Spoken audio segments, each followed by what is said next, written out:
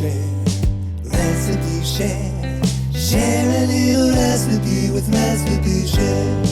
Recipe share, recipe share. Share a little recipe with recipe share. Thank you for joining us for this episode of Recipe Share, a program on AADL TV where we take a few minutes to talk about recipes in a featured category.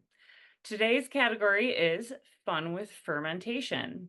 I'm Katie, and as usual, I'm joined by Elizabeth and Beth, who will tell us about their recipes. So, Beth, tell us what you chose today.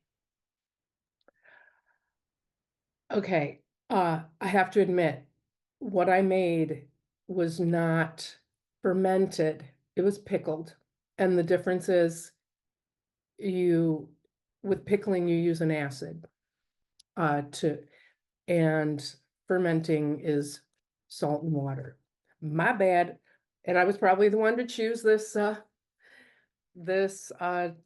category, and I had something in mind at the time. But anyway, okay. So I had landed on this book, Asian Pickles, for a summer game several years ago. It happened to be a code, on the page. So I was like, that sounds interesting.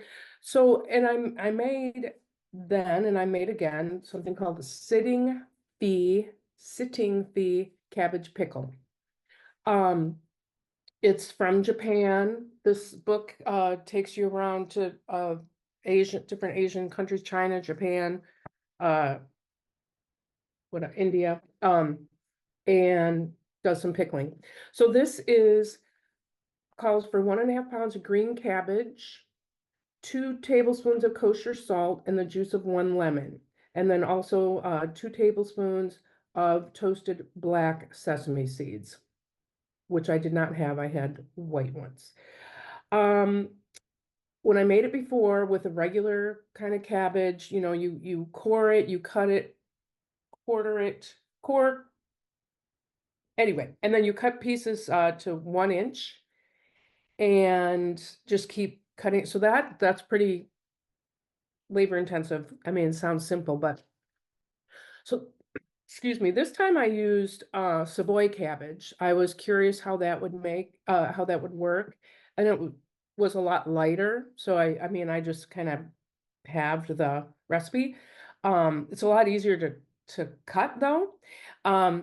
Anyway, once you cut it all up, and then you sprinkle the salt and you let it sit for 30 minutes, and then you squeeze all the juice out of it. Like, you really have to squeeze it, which from what I recall with the other cabbage, that was really hard. I think I'm just getting too old, like really, but it says make it rain, so get all the liquid out. And I did that with the Savoy cabbage. I put some sesame seeds on it. I don't have a picture, but I let it sit for a couple days. We ended up having it first with that the fried rice that I made in the oven. And then we had a little, also just threw together some and put it in that. So yeah, it was good. I liked it on its own too, not mixed, but it was on the side of the fried rice. It's simple. If you find yourself with a lot of cabbage, it's a good thing to make. And it was, I think, especially with the sesame seeds, and I believe I did add some scallion to it too. So yeah, sitting fee, and that's a name of what they would call, like, it in a sushi bar in Japan. If you had to get your seat at the bar, you had to pay a fee, and that's what they would give you. Thank you for that background on the name. I couldn't understand. I wasn't understanding what you were saying, but that's cute. Yeah. I like that. Yeah. That's very Yeah. nice. Sitting fee, yeah. Fitting C. Anyway, so yeah. So let's I move mean, on.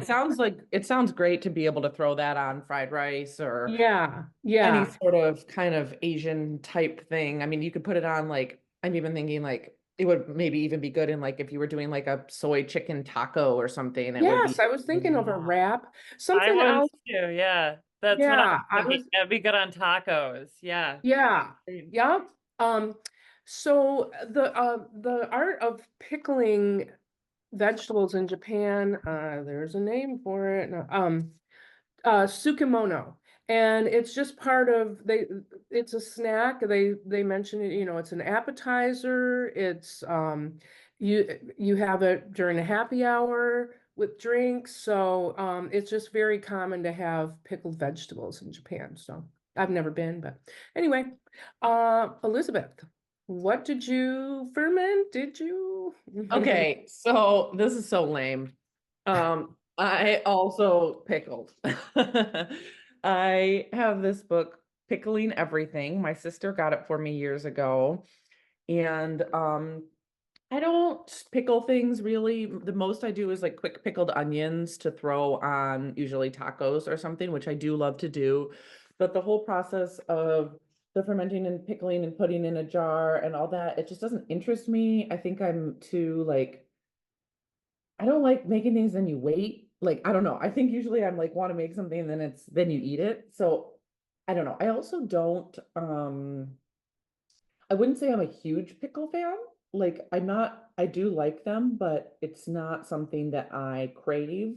I know some people just love pickles. As you were saying in Japan, I know it's, people just snack on pickled things. And like, I don't think I would ever do that.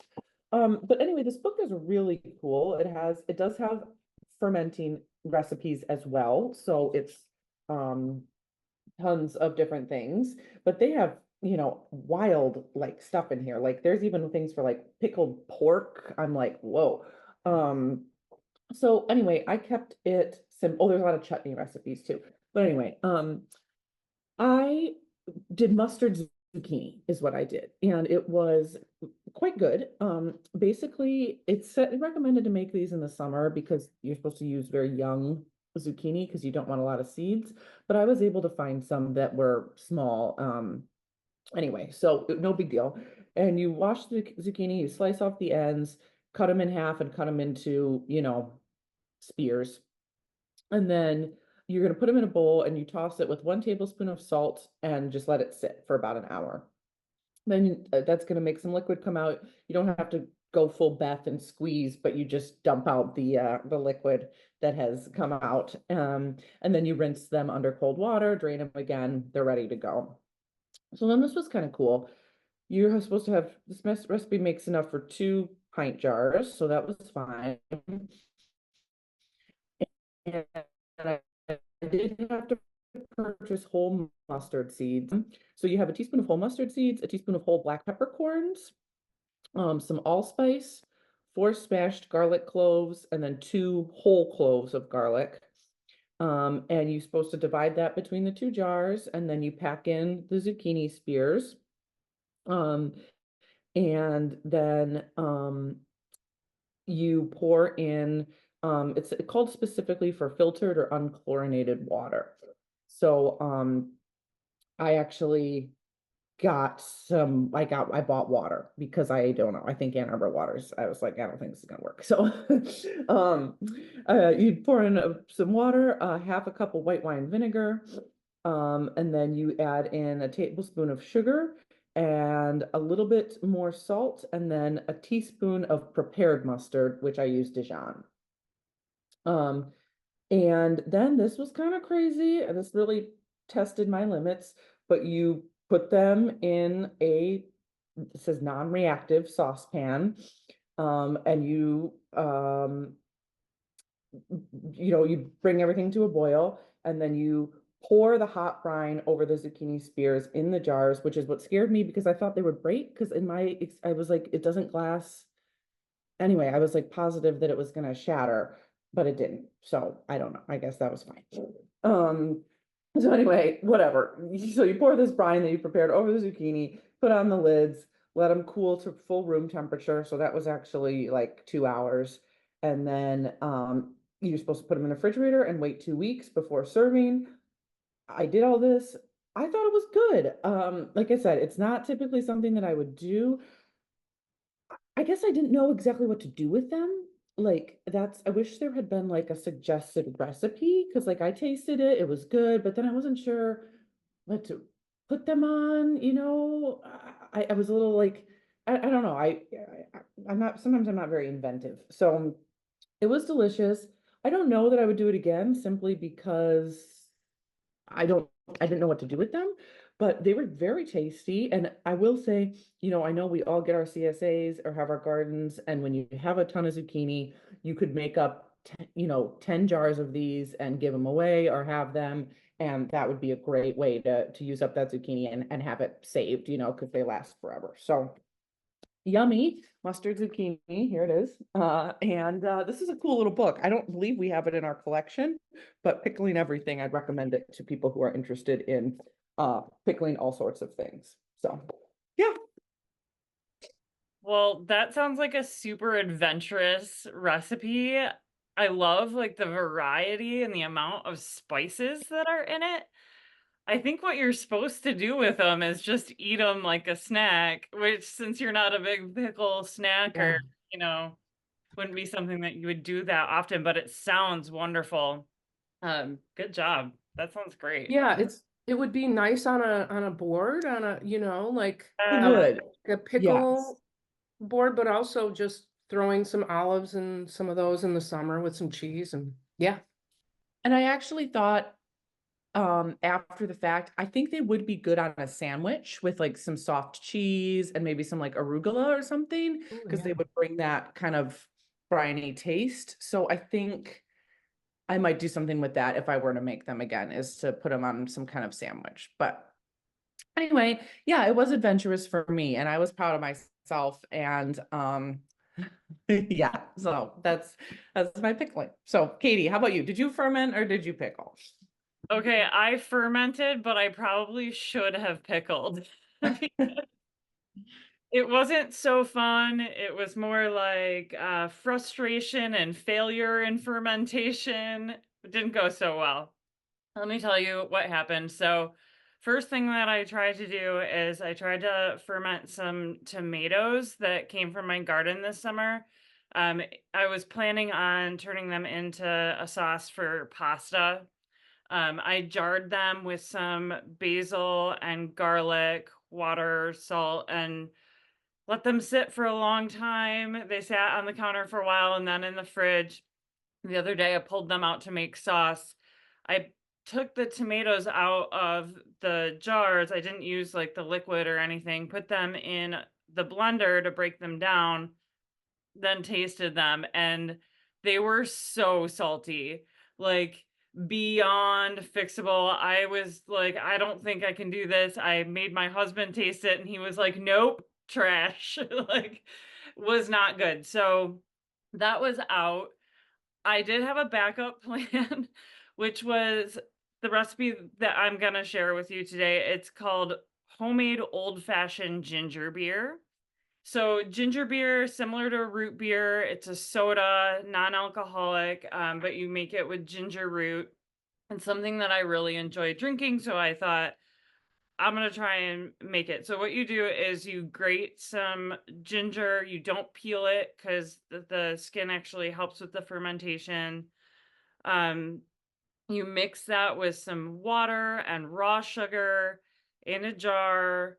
Um, a little bit of lemon juice, and then you cover your jar with like a coffee filter or a piece of cloth that's a little porous because it needs the air to get in there to ferment. You place it somewhere warm and dark for 3 to 5 days, giving it a stir each day. I just kind of like spun it a little bit. I didn't, yeah, I didn't like use a spoon. But then it says that it's ready to bottle when bubbles are forming on the top of the jar, which I did get some bubbles. So far, so good. Then you strain the mixture and you bottle it. You need to use a bottle that can handle carbonation. So you can reuse like plastic soda bottles, but you can also use the swing top glass bottles. And I have those. So that's what I did. Strained it, poured it into a couple of those bottles, and then you let it sit for like 2 to 5 days. It says your carbonation will build up, and then you put it in the fridge once it's fizzy, but mine never got fizzy. So I don't know what I did wrong or where in the process I messed that up, but it tasted delicious. The flavor was there, like the ginger flavor, sugary, sweet, really nice, but no bubbles, unfortunately. So that was the end of my fermentation journey. I think I've determined that if I want tomato sauce or ginger beer, I will go to the store and get those things there because they have them and it's a lot less effort. This was like a lot of work and caring about the thing that is just sitting there. Like you, Elizabeth, I would prefer to just make something and eat it right now. So, yeah, that was it. Well, kudos though for giving both of those things a whirl and being determined to truly ferment. Did you, I guess I missed, what's actually causing the fermentation originally? What did you put in there? Is it the sugar? The salt. The Oh, yeah. ginger and the sugar in the Oh, ginger beer Okay, okay. together with the air With the air, yeah. okay. to cause Yeah. the fermentation. It's like it catches a bug or something. Yes. Yep, Yeah, a bacteria. Yep. I'm The- not qualified to talk about this stuff, but yeah. And so what, and I was listening, but I feel like I missed a bunch of things. So, okay, so that's in the thing. And then did you add water? There's Okay. Yeah, there's water initially in the glass jar. Yep, water. It's water, raw sugar, the ginger, and Lemon. then a little bit of lemon juice. Okay, got it. And so that's kind of sitting in your cold, cool, dark space doing the thing. Okay. In the air. Would you be able to use it as a syrup, like, and add it to some soda water?